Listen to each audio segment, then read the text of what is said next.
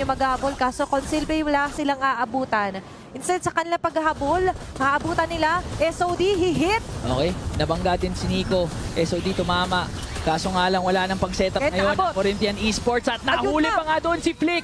Gamit yung Shinabi Slam coming in from Boye. Wala na nga din si Ken, kaya naman si Flick ang makakakuha ng Lord in a double kill. Coming in from Frost at nabigyan pa yung may hawak ng piercer.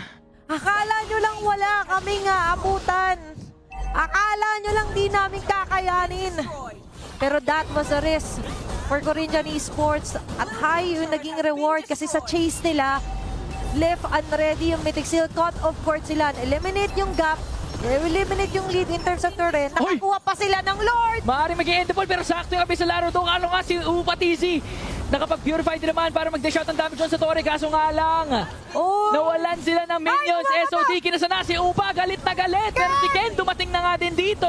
Makakatakas pa ba ang Mythic Seal dahil Corinthian Esports pinalibutan na nila